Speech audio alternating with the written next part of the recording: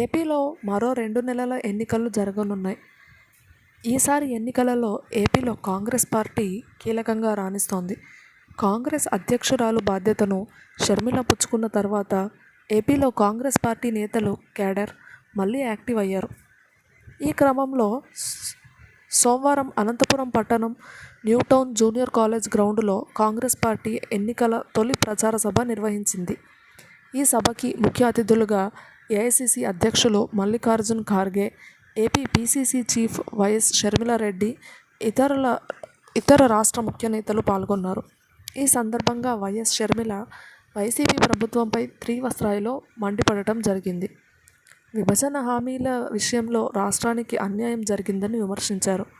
ఆనాడు తిరుపతి సాక్షిగా మోదీ ఇచ్చిన హామీలు ఏమయ్యాయి అని నిలదీశారు. చంద్రబాబు 10 సంవత్సరాలు కాదు, 15 సంవత్సరాలు ప్రత్యేక హోదా ఇవ్వాలని అన్నారు. ఆ తర్వాత అధికారంలోకి వచ్చి ప్రత్యేక హోదా అంటే సంజీవన, ప్రత్యేక హోదా అవసరం లేదు, ప్రత్యేక ప్యాకేజీ తీసుకుంటామని మాట మార్చారు. ఆ సమయంలో ప్రత్యేక హోదా కోసం పోరాడితే చంద్రబాబు కేసులు పెట్టారు. ఆ రోజు ప్రతిపక్ష నాయకుడు వైఎస్ జగన్ ప్రత్యేక హోదా కోసం ఎన్నో దీక్షలు చేశారు. ప్రత్యేక హోదా కోసం ఎంపీలందరూ మూకుమ్మడిగా రాజీనామా చేద్దామని పెద్ద పెద్ద డైలాగులు వేశారు. అప్పుడు కేంద్ర ప్రభుత్వం ఖచ్చితంగా ప్రత్యేక హోదా ఇస్తుందని అన్నారు. ఆ తర్వాత ప్రత్యేక హోదా జగన్ గారు సాధిస్తారని ప్రజలు ఓటేస్తే, ముఖ్యమంత్రి అయిన తర్వాత ప్రత్యేక హోదా కోసం ఒక్కటంటే ఒక్క పోరాటం కూడా చేయలేదు.